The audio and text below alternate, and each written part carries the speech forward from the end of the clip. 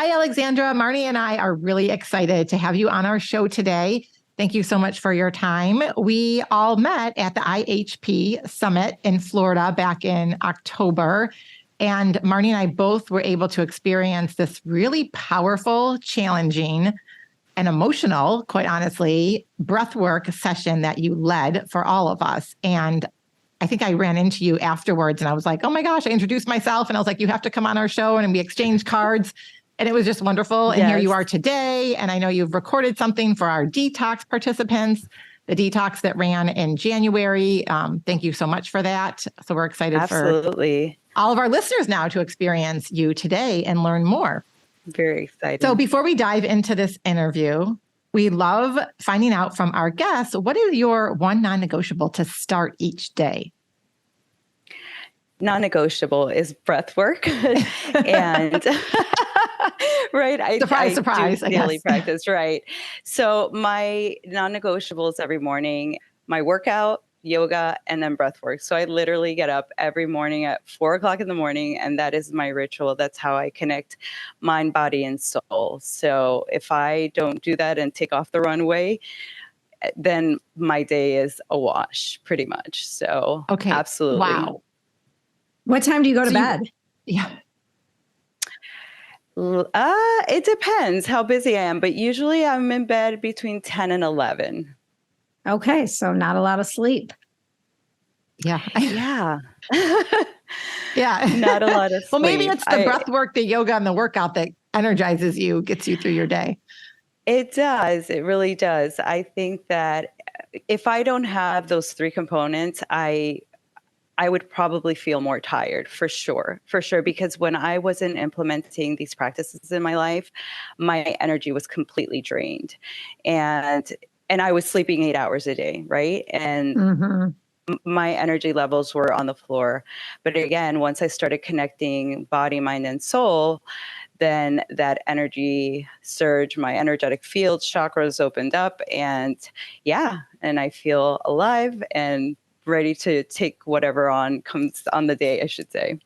Well, you bring up a good point. And we just recently had a guest on, and we talked about like heart rate variability being a factor, and everything you're doing with the breath work, the yoga, is helping with your heart rate variability, which is increasing the quality of your sleep, even if it's not maybe that 8 hours that you used to have. So that actually makes sense to me why you feel so great and energized, even without maybe the duration. And everyone's body is obviously different. So yeah. Right. Absolutely. And just to touch upon that, my heart rate variability went from 3 years ago, before me starting all these practices and modalities, I was probably like 70 and 80, and now I'm like at 120. So just so you can see the difference. Yeah. I barely get to 70 or 80. Oh my God.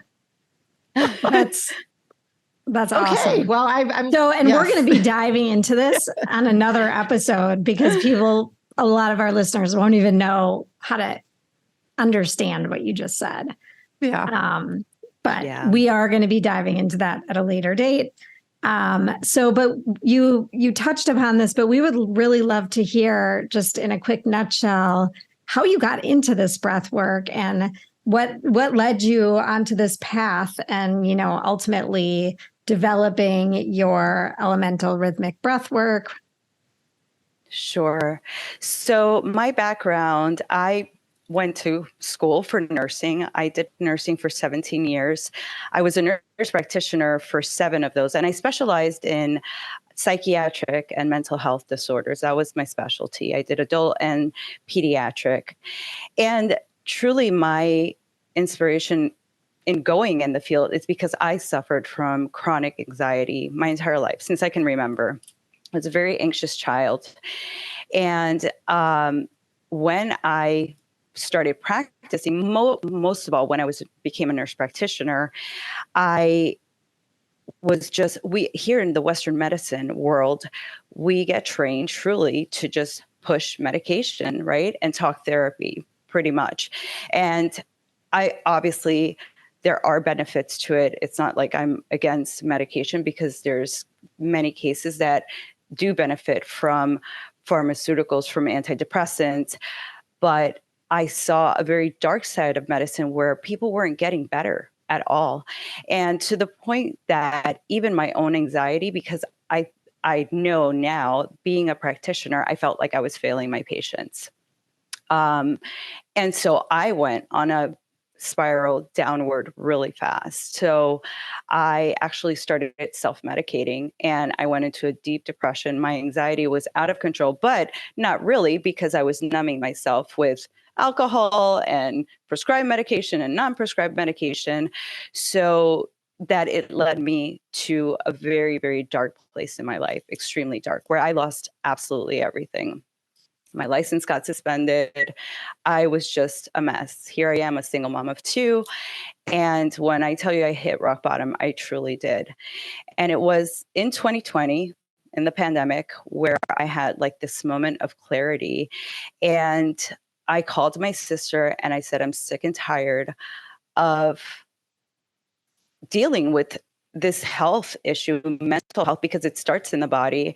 A lot of people think anxiety starts in the mind, and it actually starts in the body. A lot of mental health starts in the body. It's like the book, The Body Keeps the Score, right? And when I finally started researching all these modalities and truly getting into that body, mind, and soul connection, is when I really understood the root cause of my spiritual malady, because truly that's what it was. It wasn't, yes, I had anxiety. I come from, my mother suffered from anxiety, but I felt a void. I was filled with trauma. My body was holding on to that trauma, and nothing was helping me release it. Talk therapy helped me minimally. I can tell you hypnosis, which I tried in my early 30s, did help me a lot more. But really nothing worked until I went to a plant ceremony, which I did a lot of research on. And there they had breath work. And for the first time, I experienced a full hour-and-a-half session of elemental rhythm breathwork. And when I tell you that that experience opened the door to my path of healing, it transformed my life in a way that, as I just mentioned, that's why I do it on a daily basis. It inspired me to get my certification as a breathwork facilitator. And truly, I am a healer at heart, because when I was a nurse, I felt that alignment, like I was on path, yet practicing the Western style of just pushing pharma didn't fulfill me. But now that I've learned truly how you can't look at just the mind. There's no way, right? We're all connected. Number one, we're all connected in this three-dimensional body, but we're also all connected collectively. And again, it wasn't until I started doing all this research and self-education, because that's where it came from. It was just, I took my own life in my hands, my own health in my hands, and I said, enough of this. I'm going to do the work. I'm going to do my own research. And that's how I came into breath work. Wow. Wow. What an amazing story, from hitting a rock bottom and then pulling yourself out of that. And then helping other people do all this, do the work that you're not doing the work, but dig into themselves and learn how to manage their anxiety better and learn how to breathe. And I'm wondering, you mentioned a plant ceremony. Can you explain what you mean by that, or what that looks like? So ayahuasca, it's a plant that contains DMT, and it was a retreat that I did in Ontario, Canada, 3 days, and you take the medicine. And so your pineal gland, obviously with DMT, is surging through your body. So I went for this plant ceremony with my intention. I always put an intention before breath work, before going into any healing modality. And my intention was to heal childhood trauma, because I come from a childhood where I had sexual trauma. I was sexually molested. I was raped. I was physically abused. My mother was an alcoholic. So talk about my body keeping that score. Oh, it was keeping it all right. And it wasn't until I opened my eyes and my mind to the truth, because I think this society wants to keep us in the dark, right? And so we're only exposed to certain modalities like, again, pharmaceuticals, and doesn't mean that they don't play a part in the healing process. I think it should be temporary. But when I tell you, I was literally on antidepressants and other things, mood state, they diagnosed me with everything since 19 all the way into my 40s. So when I tell you I was done, I was like, this is not working. If after 30 something years, I'm not getting results, that's the real definition of insanity. Do the same thing and you're going to get the same results, right? Mhm. So yeah, so this plant medicine truly showed me what the answers that I was looking for. And I actually started getting answers when I did the hypnosis back in my early 30s. And I started getting flashbacks of my childhood traumas that I needed to work through in order to get to where I am today. And, healing is an ongoing process. It never stops, right? And so during those 3 days of plant ceremony combined with the breath work, what I uncovered in those 3 days, it was like 20 years of therapy that I had gone through. Absolutely.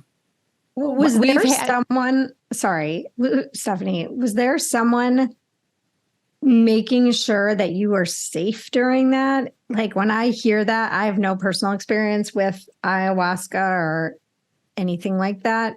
And what comes to my mind is like, how do you know that the environment you're in is protecting you and keeping you safe so that when you're on your journey and you have all these stressful things from your past that are coming up, that you're able to manage that?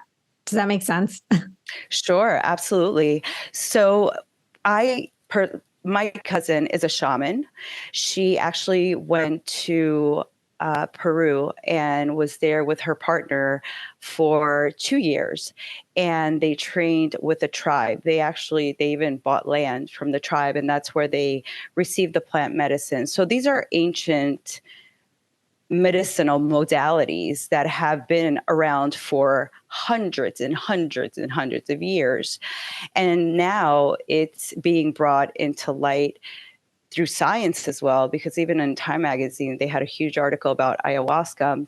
And to answer your question, as far as creating that safe space, obviously her being my family member, and I do encourage people who want to have that experience to do a lot of research, to know, because again, there's a lot of people out there who don't know what they're doing. So if you are interested, whoever is interested in doing these types of ceremonies, you should definitely do your research. Make sure that that they're trained. The plant medicine has to be revered. It's treated with respect. It's treated as a sacred medicine. It really is.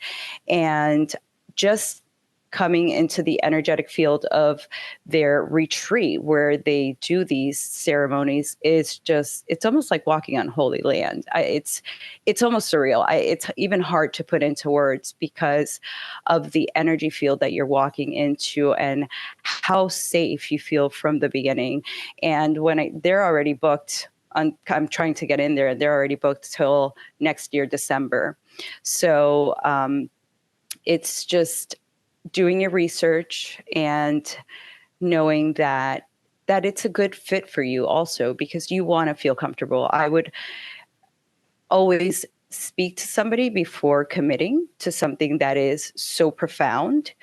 And most of all, when you're under the influence of a plant medicine and you're going, like you said, through these very profound and painful experiences, because you don't know. Each journey is very different. And funny enough, it was 3 days and you think, okay, the first night I felt this, I saw this. You think it's going to be the same the following night, and it's completely different every time. Well, we've had a couple of guests on. It's been a while talking about psychedelics and, some of these types of ceremonies that you're talking about. So it's interesting, though, to hear your experience from this, just so that people understand what it is. And the advice that you gave, I think, is really, really helpful about doing your research and making sure you're comfortable. And, you talked a little bit, you mentioned science, and I know your background is a nurse and a teacher. And we've talked a lot about breath work on this podcast, but we haven't dove into the science behind it yet. So maybe before we get into like specifically the elemental rhythm breath work, if you can dive into and talk about the power of breath from a physiological standpoint, what's happening? Sure. So that's actually, I was just going to bring this up, that breath work does help you create endogenous DMT, right? Because we produce it in different parts of our brain, in our amygdala, hippocampus, the cerebral cortex also produces it. So breath work, it amazes me how I had all this background in nursing and medicine, and yet we take the breath for granted, right? Because it's all biochemistry. So when you do conscious breathing, you are changing your pH levels, right? So if you are more on the acidic side, and for those audience members, your pH should be anywhere between 7.35 to 7.45. So if you're more on the lower end, you want to alkalinize yourself, right? Alkalize yourself. And so breath work does that for you. Not only that, but then it also activates your lymphatic system because you're opening up your energy field and you're releasing. So that's why a lot of people cry. You're getting into the cell. Literally, your cells are receiving this energy that your breath is creating. So you're exhaling carbon dioxide at a rapid pace. You're inhaling oxygen. So you do become hypercapnic is what we call it. So your CO2 levels rise. So you become more tolerant. Your body becomes more tolerant, and your mind, to higher levels of carbon dioxide. And truly, what does that mean? So if you're in a stressful situation, people tend to shallow breathe, most of all when they're stressed or fearful or scared, and so what happens is that when you practice regular breath work, consistent breath work, you are more tolerant of those stressful situations. So you don't go into that fight or flight, right? So your body's already accustomed to knowing, okay, I have high CO2 levels right now, and it's only temporary. So those are your long retentions, right, during breath work. Also, cardiovascular and lungs, your heart capacity, lung capacity increases tremendously. So even for my athletes, I tell them, if you don't, want to believe in all this woo-woo, the soul part of it, just the body alone, what breath work does is amazing, because athletes who consistently and regularly do breath work perform better. Their stamina is much better than if you compare it to someone who does not practice breath work on a regular basis. That's a really great explanation. Like, I love all those examples you gave. And it reminds me, Marnie and I did like a cold plunge sauna experience recently where breath work was involved. And we talked a lot about this. And like putting yourself in the cold water is stressful, but then use the power of the breath to like tell your body it's okay. Yes. And with we've been diving into that a little bit more ever since actually that conference, I feel like, with CO2 and the importance. So that was really helpful. Thank you. Even this morning, Absolutely. I didn't want to do my cold shower at the end of my hot shower. And I was like, I can breathe through this. I can do it. And I did my breathing, and I took the cold shower on the front and the back. And, I just did it. Cold plunge is the first time ever. I did it 2 weeks ago. And I remember the coach who was there, he's like, you're the master of breath. Just breathe through it, because I am so intolerant to the cold. And that's what it is. My breath took me through full 3 minutes of 37-degree water. And wow. The first time you did 37-degree water, and you live in Florida, right? And I live in Florida. So that's impressive. That's like sub-zero for us. Yeah. Oh, totally. Yeah. That's really impressive. So can you talk a little bit about elemental rhythm breathwork? Elemental rhythm breathwork. Sure, absolutely. I know that's a mouthful. So why elemental rhythm is so unique is because we incorporate music and you breathe to the rhythm of the music. And music in itself, it's such a healing modality. So in elemental rhythm, we also incorporate your first round is we call it the shaking round. So why do we shake? The reason that we begin breath work with shaking is because you want to get into your body. You want to shake and move that energy that's stagnant. A lot of people have office jobs where you're sitting all for the day, YouTubers. right? Yeah. Yes. Yeah, absolutely. People don't realize how much energy you're holding inside and it's just sitting there, right? And so before starting breath work, I always tell people it's important, even if you do gentle stretches, if you don't want to shake. I love to dance. That's another way that it's an outlet for me. But if you're not a dancer, if you don't want to really shake it, even if it's gentle stretching, something to really start moving that energetic body in order to start opening up your cells. And then we go into the breath work after that. So elemental rhythm incorporates the shaking, music, and then this beautiful meditation that we do at the end, followed by an integration song. And then we do a closing circle where if it's in a group, people if they want to share, they can share. When I do private clients, I allow the integration song to let them come back to their body and ground themselves again. And then I give them time to really reflect on how that session, that journey went for them. And I have them journal. So. And I mean, I just remember that session. It was like nothing I'd ever done before. And I know Marnie can talk about it too. It was very challenging to the point that I didn't know how many rounds we were going to do. And I was like, okay, we're going to do one round. Oh, I can do that. And then we got to 2 and I was like, okay, when is this going to be over? And then it was like 3. I'm like, well, she's not saying this is the last round. It was hard. I mean, there were a few seconds where I was like, I don't know if I can do this. I don't know if I can do this. And I was like, Stephanie, I had to talk myself through it. You can do this. That's you the can monkey do this. mind. The monkey mind, which I have 100%. And then I was like, and I think we had did we have, we had blindfolds blindfolds on. Yes. We had eye masks on. And then, I mean, it was very emotional. I was tearing. I was like, oh my gosh, I'm going to take off my eye mask and I'm going to have mascara running down my face. I don't know. You weren't the only one. I didn't even notice your mascara if you had it, but you weren't the only one. For me, it was also very, very challenging. Like the first round, I was like, oh, I've got this. I thought it was going to be like one round and we were done. And I think by the third round, I had to pee so badly from drinking so much tea and water earlier in the conference. All I could focus was that I had to go to the bathroom. So I finally just got up and quickly ran to the bathroom and came back. And then I was actually able to relax more and finish it off. But it did disrupt, obviously, the process for me a little bit. But I felt like I wasn't getting the full experience because I was so focused on the fact that I had to run to the bathroom.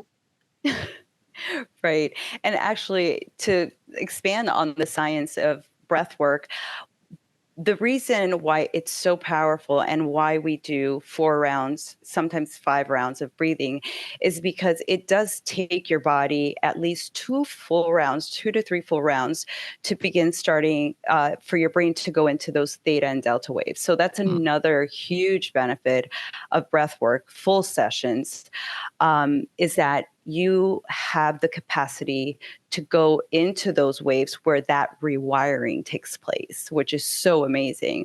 So that's why those last 2 rounds of breath work, you're really deep in. And once you get into the meditation, that's where the true healing starts happening. And again, some people who have desires or think they might want to try ayahuasca or some type of plant medicine.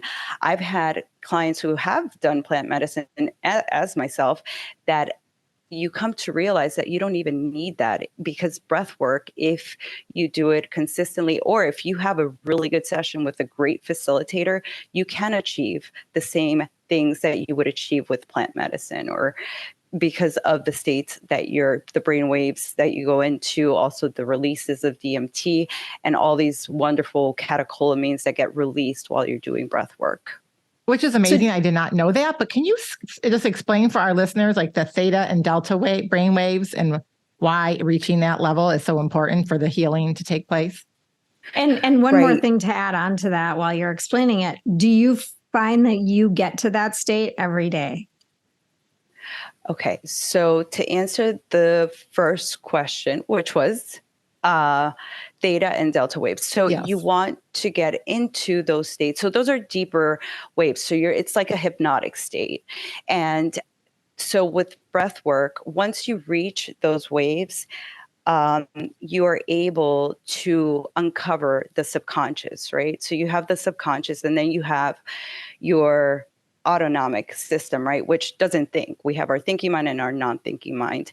And so when you get into those deeper states of your subconscious, that's when all those memories come back.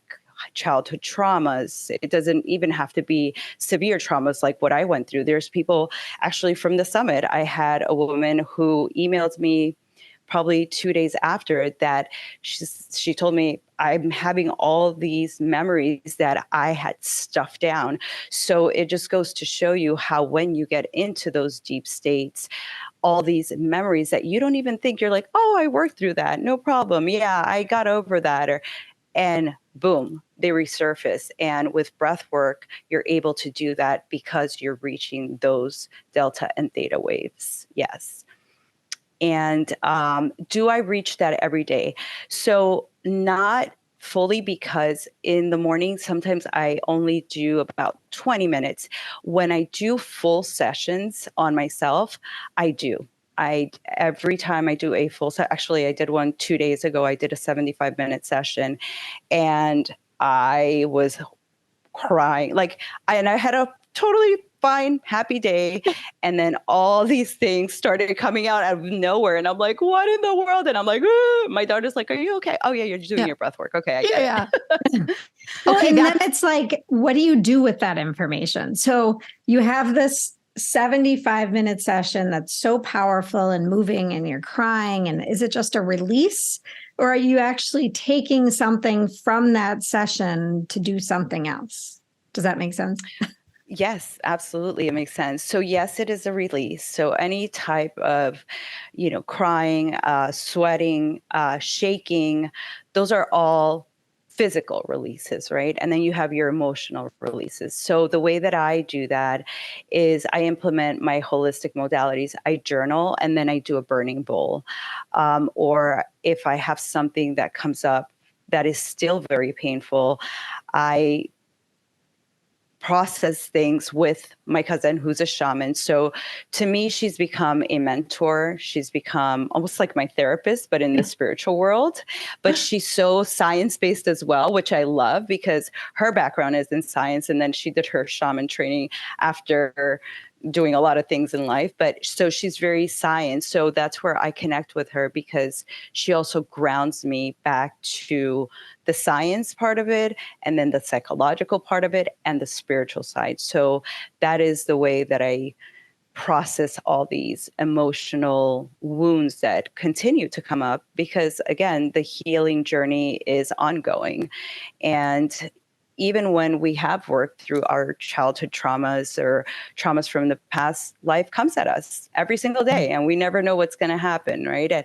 And when I say traumas, I just heard somebody say, we can talk about the big T and the little t. Trauma, big T is the abuse and being in foster care. Of course, those are huge traumas, but little traumas are maybe having a separation with one of your children, or going through an ordeal with someone that you're very close to and you stop talking. So those are things that we sometimes kind of push inside and suppress it and say, oh, I know how to deal with that. And yet during breath work, it comes out. It really does. And then you realize, wow, I didn't know that was affecting me as much as it is. So that's another beautiful thing about breathwork, is that it reveals to you things that need to surface that you quote unquote think you have worked through.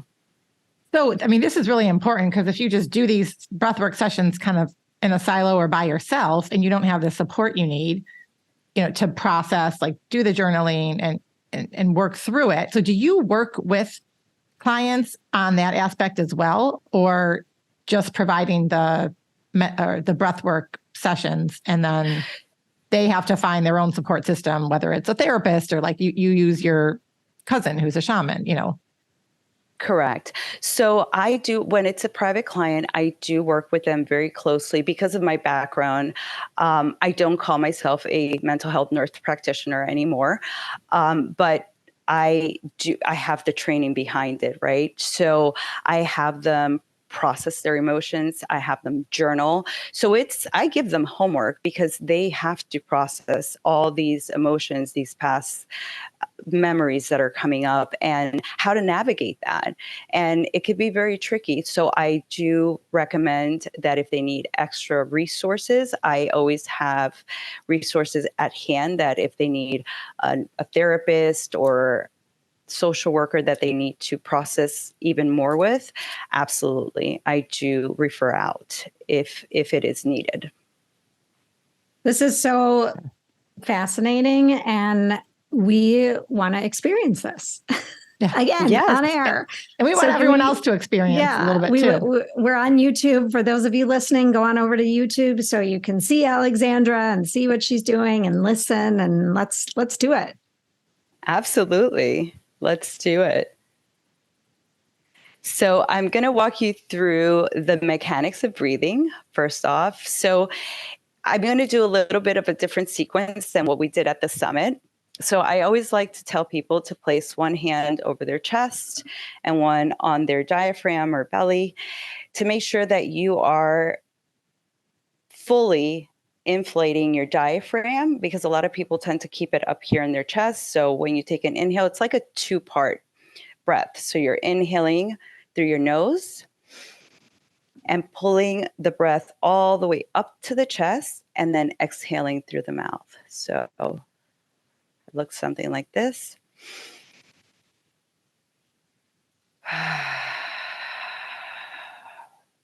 Okay. In elemental rhythm, we have 4 elements. So that's why it's called elemental, and rhythm for the music. So the earth element, we're inhaling through our nose for a count of 4 to the music, and exhaling through your mouth for a count of 4 as well. And then after the earth element, I transition my client or group into the water element. So the water element is inhaling for 2 and then exhaling for 2. And again, we're following the rhythm of the music. So the water element is actually your belly, chest exhale. So it's like a and then we go into the air element. The air element is a rapid pace of breathing. So it's like a simultaneous belly, chest, and then exhaling. So it's a and during the air element is where a lot of people start feeling the physical sensations. So some of the physical sensations that happen during breath work are, the first one that I like to mention is the tingling sensation, because almost, I would say 99% of people do experience this with elemental rhythm. You're going to feel like your hands are going numb, your toes. Some people feel it around their nose and mouth. And I've even felt it around my abdominal area. So that's very normal because of the rapid exhalation of CO2. And then there's something else called tetany, where you can lock up your hands, and that's happened to me. So if that does happen, again, it's because of the rapid exhalation of carbon dioxide. But if you just slow down your breathing, I tell people you're in full control of your experience of your journey. So if that happens, I just tell them to go back to the earth element, slow it down, and then they can pick up exactly where I'm at. So if I'm in the air element, they can just continue in air again. And then after the air element, we go into the fire breath. So the fire breath is used in yoga, right? It's the pranayama kapalabhati, right? So I like to do it all through my nose. I'm also a yoga instructor, so I like to flare out my nostrils, and so I focus more on the diaphragm and on the exhalation, because the inhalation almost comes right back up, right? So it's like a Or if people are not comfortable just doing it through their nose, I tell them it's like a panting. So it's like a, and then after that, okay, that's only 30 seconds because of the pace. Then we'll take a deep inhale, and then you're going to hold it at the top. And then I'm going to tell you to squeeze your perineum, which is your pelvic floor, like a Kegels. You squeeze your belly, squeeze your chest, and you're going to feel this surge of energy rising to the top, clearing your energetic body. And then when you release, you're going to release with a Bhamari breath or a buzz breath, which stimulates the vagus nerve. It's very calming. So it's like a or if people want to do it through their mouth, I recommend that they om, like a chant, om. So again, that really calms down the nervous system. Okay. Can I ask you a question about the inhale holding at the top? So when you're on the last one, when you say squeeze everything, are you tightening up all the muscles in your body? You are. Everything. You are, and so your hands, everything. Okay. Because sometimes I always, when people say that, I'm like, well, am I trying to tense up? Like you are. And then you're letting it go. And then you release it. Okay. You release Just it with wanted to clarify that. Mm-hmm. Yes. So you release it again with that buzz breath or with a chanting om. Mm-hmm. Okay. Okay. So we can go into a round of breathing. So you guys can experience this particular sequence. And and then we'll get started. So Here we go. Okay. So we're going to inhale for 4 and exhale for 4. So in, 2, 3, 4, and out. 2, 3, 4, in and out. In, 2, 3, 4, out. 2, 3, 4, in.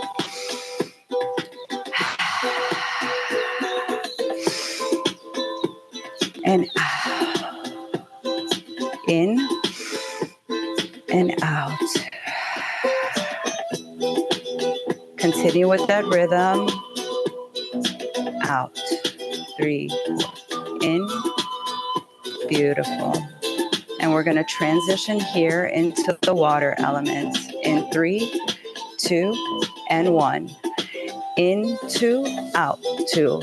In, 2, out, 2. So belly, chest, exhale.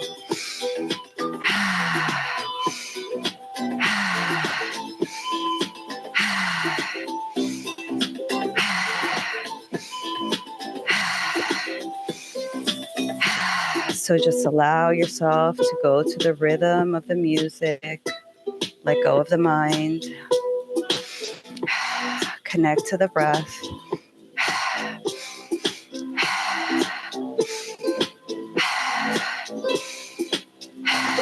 Envision yourself surrounded by water, like you're floating. In, 2, out, 2.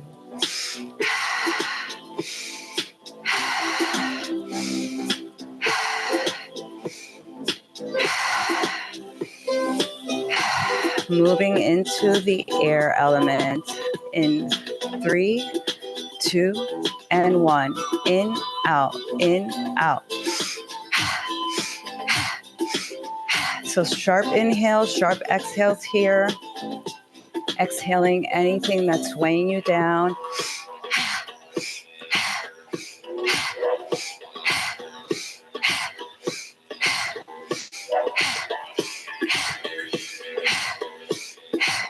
Embrace the air element. In, out, in, out. Remember to really inhale with force, exhaling with force. You might start feeling physical sensations. Just know that's part of the breathwork journey.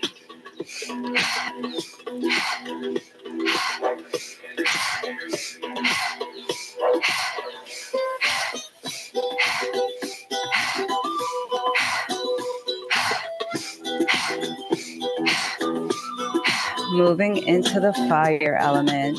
I'm going to count you in 3, 2, and 1. In, out, all through your nose if you're able to.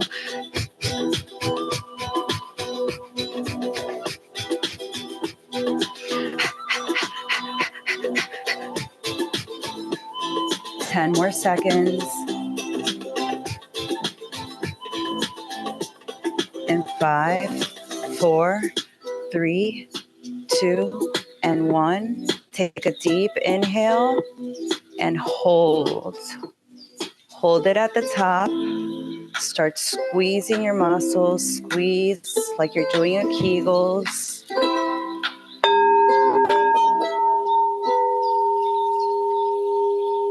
Squeeze, keep squeezing. Hold as long as you can. And when you feel the urge to release, you're going to release with a buzz breath or an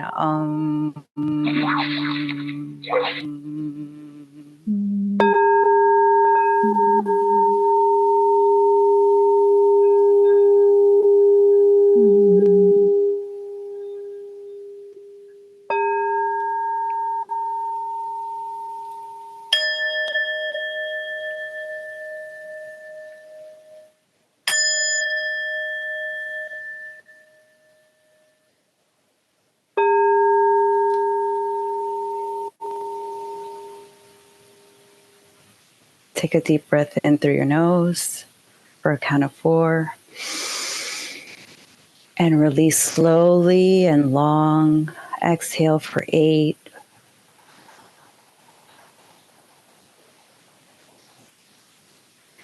Inhaling in for 4 again. And releasing for 8.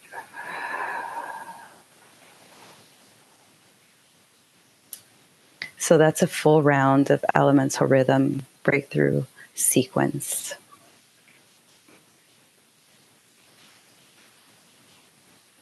Thank you. Thank you. Of course. So as you can probably tell, it's much more intense than the one that. Mm-hmm. I mean, I was it's just a going to say workout. my nostrils got really cold. Yes, there's temperature changes that happen. So strange. I don't remember that from the conference, but they were like almost like I was outside on a snowy day with the cold air like going in my nose. Yes. So there's a lot of physical sensations that happen during breath work. Like I said, the tingling is one of the most common. Temperature changes are very common as well. Like I tend to get very hot at the beginning, and then I tend to get cold during the 4th, 3rd round of breathing.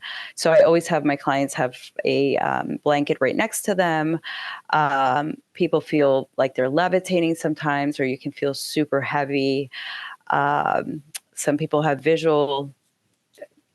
see colors, geometrical shapes. I just had a client who had a vision of her father who passed 3 years ago. And she was thanking me so much because she hadn't made contact with him in a while. And so he came to her during a breathwork session. So what people experience in a body and soul and mind experience is just, like I said, it's endless. I can go on and on about things that I've experienced my own, but also the feedback that I get from my clients. And how long? Okay, we just did one round of that. What would a normal session be to really be practicing on a regular basis if you wanted to get into this, to see the benefits? So a full session, we do 60 minutes. So we do a round of shaking, 4 rounds of what we just did, and then followed by the meditation and then the integration song. So that's a full 60 minutes. Okay. Again, I do on a daily basis, I do 20 to 30 minutes. So that's shaking 2 rounds to 3 rounds of breathing. And then I do a shorter meditation, about 8 minutes. And when you start practicing this, and again, it doesn't have to be on a daily basis, but even if you do it on a weekly basis, you really start feeling the shift, not only in your body just starts feeling different. You just feel this clarity of mind. That's why I love doing it in the morning. It just gets me, your pH, really gets to a point where it's optimal. And so you're functioning all day long at an optimal pH.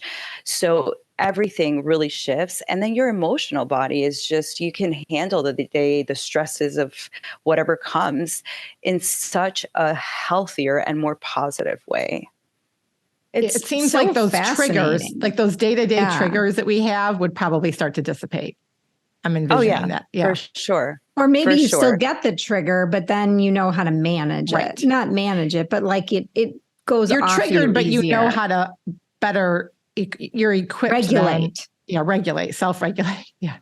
Right. Exactly. So I did find it a little bit challenging to keep up the pace that you are suggesting.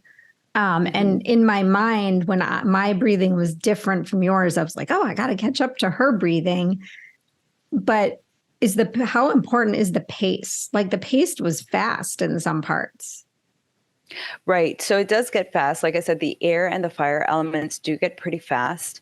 The more you practice it, the easier it comes. But for people who are just getting into breath work, again, if the pace becomes too rapid, I tell them to listen to your intuition, listen to your body. If you need to slow down and you need to go back to the earth element, then slow it down. Even if I'm in the air going, and you need to slow it down, and then you can just go right back into that air element for, even if it's for a couple of seconds, a couple of rounds of that rapid pace, and then slow it back down again, you're completely fine. Your body will, and I promise you, it will begin adjusting. And it's amazing how the cells it's almost like they want it. Once that you open up the oxygen levels, it just really, your body it becomes very accustomed to it. And also your retentions become longer. So those holds are super important. So I started holding for maybe only 30 seconds.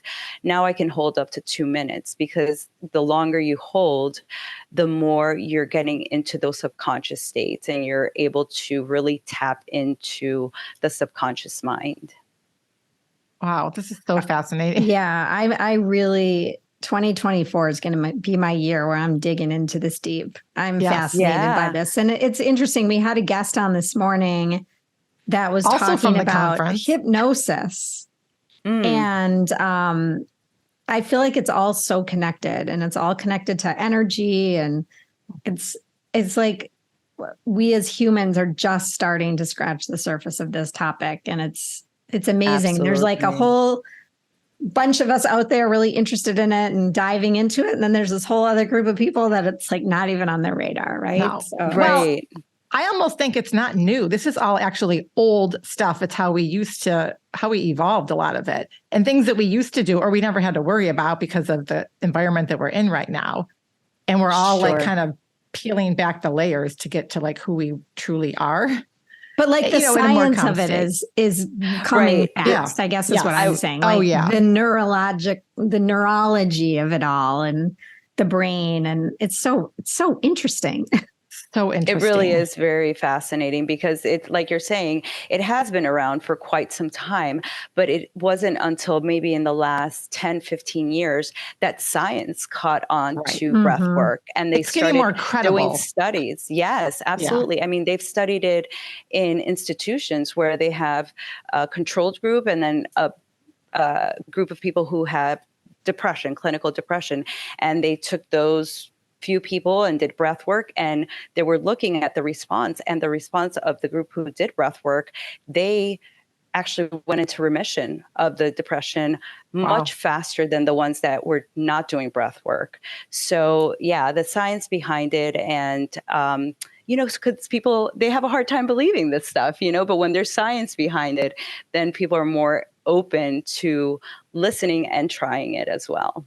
And I think too, the more people that are experiencing it, and the more people that are in more of like the public eye who then talk about it and share their experiences and their transformations, then it just becomes a ripple effect. Because a lot of times it's what you don't know. But when you start hearing about it from people and witnessing their transformation, you're like, oh, I'll give it a try. I mean, it's breath work. It's not like it's expensive or. Yeah, no. And that's what I tell people. I'm like, you have your own medicine, it's right there. It's your breath. You're not taking anything, you're breathing. So absolutely. Right.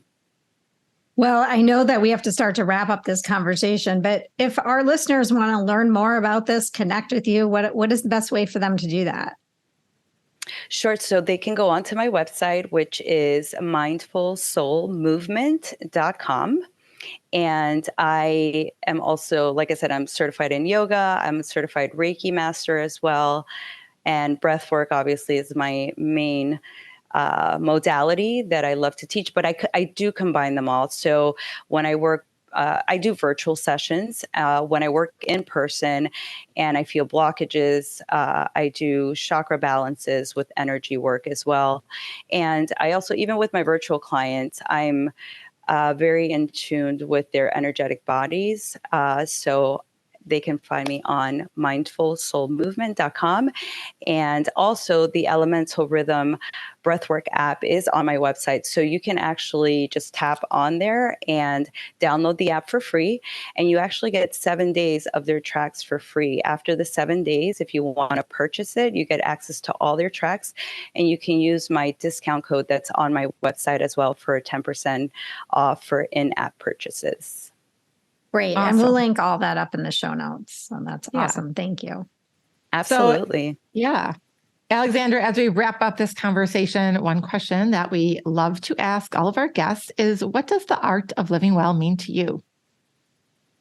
The art of living well. I love that. I love the name of your podcast. Thank because you. it is an art. It is. It truly is. And to me, again, it's that total immersion of body, mind, soul connection. And it is an art because a lot of people don't tap fully into the art of finding out how to come into balance with those three things, right? So you might be very physically fit, but mentally you're not doing so good, or spiritually you're not doing so good, right? Or vice versa. You might have like the mind of a warrior, but you're not taking care of your diet. And, so that is the art, is getting those three in balance and in harmony and in alignment, because that is truly when you are come home to yourself in your true essence, in your true power. Beautiful. I couldn't agree more Yeah. with everything you just said. It's what we're trying to do on the podcast, to share all three of these sides, because you're right. Sometimes, and I think in this, the last decades at least, we're very focused on the physical body. And there isn't a lot of talk, and there hasn't been until recently, right? About the emotional, spiritual, the mental side. So absolutely. Well, that was beautiful. Thank you so much for today. Thank you, ladies, for having me on here. It's truly an honor. Absolutely. And have a great day. Thank you. You too.